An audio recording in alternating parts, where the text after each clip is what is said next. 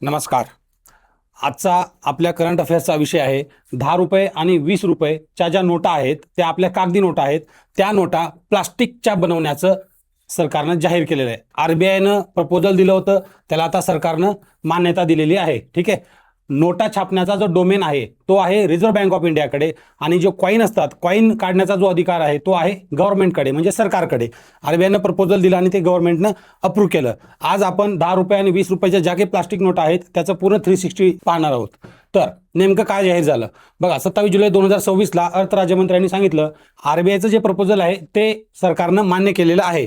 ठीक आहे. म्हणजेच 10 रुपये आणि 20 रुपये अशा दोन्ही मूल्याच्या प्रत्येकी 100 कोटी पॉलिमरच्या नोटा. पॉलिमर बरं का, पॉलिमर म्हणजे प्लास्टिकच्या नोटा बाजारात आणायचा ठरलं. 10 रुपयाच्या 100 कोटी आणि 20 रुपयाच्या 100 कोटी म्हणजे एकूण 200 कोटी. ठीक आहे. आणि सर्वात महत्त्वाचा हा टप्पा फक्त फील्ड ट्रायल आहे. असं नाही की पूर्ण देशभरामध्ये लगेच्या लगे रिलीज केल्या जातील. तो फक्त फील्ड ट्रायल आहे, म्हणजे काही शहरापुरतं मर्यादित असेल, त्याचा अभ्यास केला जाईल आणि त्याचं जे काही कन्क्लुजन असेल त्या कन्क्लुजनच्या बेसिसवर पुढचा निर्णय घेण्यात येईल. म्हणजे हा फील्ड ट्रायल आहे. बरं, कायदेशीर आधार आहे का? तर आहे. RBI कायदा म्हणजे RBI ॲक्ट 1934 चा कलम 25 सेक्शन 25 आहे. त्याच्यामध्ये नोटाचं जे स्वरूप आहे किंवा रचना आहे हे RBI केंद्रीय संचालक मंडळाच्या शिफारशीनुसार ठरवत असतं आणि ते गव्हर्नमेंटला प्रपोजल पाठवतं. गव्हर्नमेंट मग अप्रूव्ह करतं. बरं, आणखी एक आपण हे नंतर बघूया. ठीक आहे. सरकारचं स्पष्टीकरण काय? तर कागदी नोटा बंद होणार नाहीत. कागदी आणि प्लास्टिक किंवा पॉलिमर दोन्ही नोटा चलनात राहतील. त्यामुळं काही व्यापारी असतील की नवीन नोटा आल्या म्हणजे जुन्या नोटा बंद झाल्या असा त्याचा अर्थ नाही. ठीक आहे. अफवापासून सावध राहा. कागदी नोटा बंद असे दावे समाज माध्यमावर फिरत आहेत, ते चुकीचे आहेत. ठीक आहे. आता बघा पार्श्वभूमी, बॅकग्राऊंड काय. सगळ्यात अगोदर भारत पहिला आहे का? ज्या काही प्लास्टिक नोटा आहेत त्या आता आपण आणत आहोत? नाही. तर 1988 मध्ये ऑस्ट्रेलियाने सगळ्यात पहिल्यांदा पॉलिमर नोट जारी केली. 1988 मध्ये, म्हणजे बघा आता किती वर्ष झाले त्याला. RBIच्या पॉलिमर नोटाचा पहिला प्रयत्न 2012ला झालेला आहे. म्हणजे भारतामध्ये सुद्धा हा प्रयोग झालाय 2012ला. पहिल्यांदा RBIने प्रस्ताव आणला होता. 2014 ते 17 मध्ये 10 रुपयाच्या 100 कोटी प्लास्टिक नोटाची 5 शहरामध्ये चाचणी करायचं ठरलं. कुठले कुठले 5 शहर आहेत? कोची आहे, मैसूर आहे, जयपूर, शिमला, भुवनेश्वर. ठीक आहे. परंतु प्रत्यक्षात तो राबवला गेला नाही. फक्त प्लॅन जो आहे तो कागदावरच राहिला आणि तसंच राहून गेला. मग 2023 मध्ये 2000ची नोट आली होती 2016-17 मध्ये. नंतर ती चलनातून मागे घेण्यात आली. आणि आता जो आहे एक्सप्रेशन ऑफ इंटरेस्ट म्हणतात, EOI, हे जे आहे ना, BRBN MPL हे नोटा छापतं. ठीक आहे. आणि यांनी एक्सप्रेशन ऑफ इंटरेस्ट दिला आणि त्याला सरकारची मंजुरी मिळालेली आहे. आता 10 आणि 20चं काय? तर हीच मूल्ये फक्त 10 आणि 20चं काय? 100ची का नाही, 50ची का नाही? कारण 10 आणि 20 रुपयाच्या ज्या नोटा आहेत ते सामान्य माणसाच्या खिशामध्ये नेहमी असतात आणि व्यवहारात सगळ्यात जास्त 10 आणि 20च्याच नोटा आहेत. म्हणून 10 आणि 20च्या नोटा घेण्याचं ठरलं. आता पॉलिमर नोट म्हणजे नेमकं काय? ठीक आहे. एका वाक्यामध्ये सांगतो. पॉलिमर म्हणजे सध्याची जी नोट आहे कापसाच्या लगद्यापासून बनवली जाते. ठीक आहे. त्याच्याऐवजी एक पातळ प्लास्टिक फिल्म असते, त्याच्यावर छापलेली असते. ठीक आहे. त्याला BOPP म्हणतात, म्हणजेच बाय ॲक्सियली ओरिएंटेड पॉलिप्रोपिलिन, PP. हा प्रश्न तुमच्या सायन्समध्ये सगळीकडे येऊ शकतो. UPSC, MPSC, बँकिंग, SSC, कुठे पण. ठीक आहे. तर ज्या नोटामध्ये जे वापरलं जातं प्लास्टिक ते असतं पॉलिप्रोपिलिन, PP असतं. हे लक्षात असू द्या. PP पॉलिप्रोपिलिन. आता मला सांगा, पॉलिप्रोपिलिन प्लास्टिक तर असतं, ते पारदर्शक असतं, म्हणजे इकडनं पाहिल्यानंतर पलीकडलं दिसतं. मग छापणार कसं ना? इकडलं छापलं पलीकडं दिसतं, पलीकडचं छापलं अलीकडं दिसतं. मग कसं काय करणार? तर त्याला आहे ना ओपॅसिफाईड केलं जातं, म्हणजे अपारदर्शक केलं जातं. ही एक कॉन्सेप्ट लक्षात घ्या. ओपॅसिफाईड म्हणजे त्याला अपारदर्शक केलं जातं अगोदर आणि मग त्याच्यानंतर त्याच्यावर छपाई केली जाते. ठीक आहे. ट्रान्सपरंट विंडो आहे, होलोग्राम वगैरे व्यवस्थित बसतं कागदीपेक्षा पण. ठीक आहे. फायदा काय? ओलावा, घाम, माती, फाटण्यास प्रतिकार. ज्याच्यामुळे ह्या नोटा आणण्यात आल्या का, हाच फायदा आहे. की ज्या नोटा आहेत सध्याच्या त्याला म्हणतात सॉइलिंग रेट. सॉइलिंग रेट म्हणजे नोटा खूप लवकर खराब होतात, म्हणतात ना आपण बँकेत जाऊन बदलायचं वगैरे. ठीक आहे. त्यामुळे नोटा जास्त काळ चलनात राहतात यावाल्या, आणि ज्या जुन्या नोटा आहेत त्या कमी काळ चलनामध्ये राहतात. ठीक आहे. सगळ्यात महत्त्वाचं, अमेरिका याला अपवाद आहे. डॉलरच्या नोटा अजूनही कागदीच आहेत.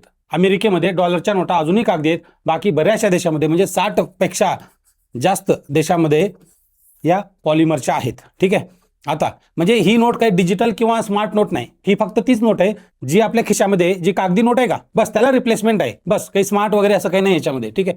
नाही तर डिजिटल युग आहे म्हणलं स्मार्ट आहे असं काही नाही. बरं, आताच का बघा, छपाईचा जो खर्च आहे तो 6,372 करोड, म्हणजे आधीच्या वर्षी 5,100 करोड होता. म्हणजे ज्या कागदी नोटा जो छापतात का त्याचाही खर्च असेलच ना. ठीक आहे. तर तो कागदी नोटा छापण्याचा खर्च वाढत आहे नेहमी. आता याचं तुम्हाला साधं गणित सांगतो बघा. जर कागदी नोटाची 10 रुपये 10 रुपयाची नोट 10 वर्षाला बदलावी लागत आहे. ठीक आहे. 10 वर्षाला बदलावी लागत आहे. म्हणजे तिसऱ्या वर्षी इथे इथे म्हणजे दरवर्षी बदलावं लागतं, दर 10 वर्षांनी बदलावं लागतं. परंतु ही जर 10ची तुमची प्लास्टिकची नोट असेल तर ही पूर्ण 3 वर्षे चालेल. म्हणजे या छपाईचा खर्च समजा 2 रुपये तर पूर्ण 2 रुपये 2 रुपये 2 रुपये म्हणजे 3 वर्षामध्ये 6 रुपये खर्च आला. आणि याचा 2 रुपये एकदाच खर्च आला किंवा 3 रुपये आला तर तो 2 किंवा 3 रुपये खर्च पूर्णच्या पूर्ण 3 वर्षे चालला, 30 वर्षे चालला. कळालं?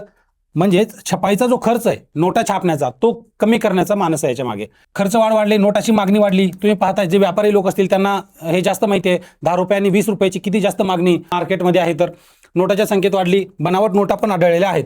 आता आरबीआयचा काय युक्तिवाद आहे, इनफॅक्ट बँक ऑफ इंग्लंड असेल किंवा बाकी इंटरनॅशनल एजन्सीज आहेत ना, सगळ्याचा हाच निष्कर्ष आहे की पॉलिमरच्या नोटा जास्त काळ टिकतात. ठीक आहे. डिजिटलचा परिणाम काय, आरबीआय काय म्हणते माहिती आहे का, नियमित वापर सुरू झाल्यानंतरच आपल्याला कळेल की डिजिटल पेमेंटवर काय परिणाम होईल काय नाही. ठीक आहे. आणि मग आपण ते पुढे ठरवूया. इनफॅक्ट आहे ना, मी तुम्हाला एक सांगतो की डिजिटल पेमेंट आलं याचा अर्थ असा नाही झाला की कॅश पेमेंट कमी झाले. इनफॅक्ट कॅश पेमेंट वाढलं.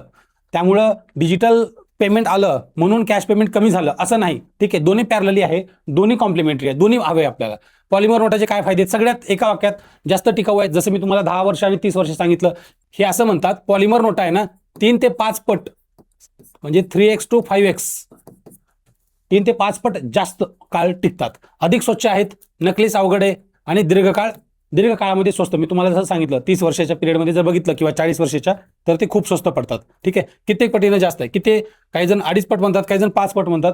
3 ते 5 पट सेफ झोन तुम्ही लिहू शकता. प्रारंभिक खर्च जास्त आहे पण पुन्हा छपाईची गरज कमी असल्याने एकूण खर्च कमी आहे. म्हणलं ना, जर कागदी नोटाला 2 रुपये 2 रुपये 2 रुपये 2 रुपये म्हणजे 4 वर्षामध्ये किंवा 5 वर्षामध्ये 10 रुपये खर्च आला तर याला एकदा 4 रुपये येईल समजा किंवा 3 रुपये येईल आणि हा पूर्ण 5 वर्ष चालेल किंवा 50 वर्ष चालेल. तसा गुळगुळीत पृष्ठभागामुळे घाण व जंतू कमी चिटकतात, ओलाव्याने खराब होत नाहीत. ठीक आहे. बँक ऑफ इंग्लंडनी पण याचं जीवनचक्र म्हणजे जे लाईफ सायकल आहे त्याचा अभ्यास करून सांगितलं की हे जास्त काळ टिकतात. आता हे तर आपण प्लस आपल्याला सगळं माहिती आहे. अडचणी काय बघा, एका वाक्यात काय, पॉलिमर जे आहे ना सर्वत्र यशस्वी ठरलं नाही. मी आधीच म्हणलं तुम्हाला 60+ कंट्रीजने अडॉप्ट केले. पण किती आहेत, 193 पेक्षा जास्त कंट्रीज आहेत, 193 कंट्रीज आहेत. मग 193 पैकी 60 म्हणजे बाकीचे 100 पेक्षा जास्त कंट्रीज आहेत ज्यांनी अडॉप्ट नाही केलं. त्याच्यामध्ये USA आहे. USA स्वतःने अडॉप्ट नाही केलंय. USA मध्ये स्वतः अजून सुद्धा कागदी नोटा आहेत. USA मध्ये कागदी नोटा चालतात, पॉलिमर चालत नाहीत. सगळ्यात महत्त्वाचा नायजेरिया, आपल्या कामाचा आहे नायजेरिया. नायजेरियामध्ये हा एक्सपेरिमेंट करण्यात आला. तर नायजेरियामध्ये आहे ना तिथे जे पॉलिमर नोट आहेत तिथला रंग आहे ना अपेक्षेपेक्षा लवकर फिका पडला आणि जसा रंग फिका पडला ते व्यापाऱ्यांनी त्याला नाकारायला सुरुवात केली. म्हणजे पब्लिकच ॲक्सेप्ट करत नव्हती की नाही ही डुप्लिकेट नोट आहे, ही डुप्लिकेट नोट आहे. त्यामुळं हा जो विषय आहे ना हा खूप सिरियस घेणं आहे. त्याचं कारण एक होतं की तिथला जो उष्ण दमट हवामान आहे ना हे कारण मानले जाते. म्हणजे भौगोलिक कारण आहे. म्हणजे हे जे आपलं 60+ देश आहेत ना ते बऱ्यापैकी ते कोरडे देश आहेत. म्हणजे आपण म्हणू ना टेम्परेट कंट्रीज, ते कंट्रीज आहेत जिथे की हवामान थोडं थंड असतं, कूल असतं. आपल्या इथं जे उष्ण, भारतामध्ये सुद्धा उष्ण व दमट हवामान आहे. त्यामुळे याची जी वायबिलिटी आहे म्हणून फील्ड ट्रायल विविध वातावरणात किंवा हवामानात घेणे आवश्यक ठरते. म्हणजे फील्ड ट्रायल असं एका जागी नाही घ्यायचं की फक्त मुंबईला रिलीज केल्या किंवा फक्त चेन्नईला रिलीज केल्या. आता मुंबई चेन्नई हे कोस्टल सिटीज आहेत तर तुम्ही कोस्टलला करा, त्याच्यानंतर डेझर्ट एरियामध्ये ट्रायल घ्या, दिल्लीमध्ये घ्या, हैदराबादमध्ये. म्हणजे असं पूर्ण वेगवेगळ्या हवामानाच्या अंदाजामध्ये आपण ट्रायल घेतलं पाहिजे आणि तसं जर घेतलं तरच मग आपल्याला समजतात. बरं, गुळगुळीत पृष्ठभागामुळे नोटाने सटतात त्यामुळे मोजायला अवघड जातात आणि मोजायला अवघड जातात म्हणजे जो एक्सपिरियन्स आहे, युजर एक्सपिरियन्स तो जास्त खराब होतो असं काही जणांचं मत आहे. त्याच्यानंतर ATM आहे, ATM किंवा नोटा जी चाचणी आहे ती पूर्ण बदलावी लागेल आणि हे मागे आपण बघितलं होतं. आणि हा जो प्लास्टिक आहे ना हा प्लास्टिक काही बायोडिग्रेडेबल नाही, त्यामुळे परत त्याला वापरावं लागेल आणि त्याला वापरायची जी SOP आहे ती तयार करावी लागेल. सगळ्यात संवेदनशील मुद्दा भारतासाठी आहे. तर काही देशामध्ये जे पॉलिमर आहे का म्हणजे PP, या PP मध्ये प्राणीजन्य चरबीचा वापर आढळतो. सगळ्यात महत्त्वाचं, भारत हा याच्या बाबतीत खूप संवेदनशील आहे. त्यामुळं सरकारला हे अगोदरच क्लेरिफाय करावं लागेल RBIला की आम्ही कुठल्याही प्रकारचं प्राणीजन्य चरबी वापरत नाही. ठीक आहे. आता हे सगळं आपण बेसिक बघितलं. आता 360 बघू, म्हणजे सगळ्या अँगलनं बघू. सगळ्यात अगोदर कायदेशीर आणि घटनात्मक कुठला अधिकार आहे किंवा काय आहे तर हो आहे. याला आधार आहे का तर RBI ऍक्ट 1934 कलम 25 हे तुम्ही लक्षात राहू द्या. सेक्शन 25 म्हणजे नोटाचे स्वरूप व रचना सरकारच्या मंजुरीने ठरते. म्हणजे RBI प्रस्ताव पाठवतो, RBI बोर्ड प्रस्ताव पाठवतो आणि त्याला सरकार मान्यता देते. म्हणजे त्याच्यामध्ये आणि कलम जे 26 आहे त्याच्यामध्ये असतं ना देण्याचे, नोटेवरील देण्याचे वचन कायदेशीर कलनाचा दर्जा.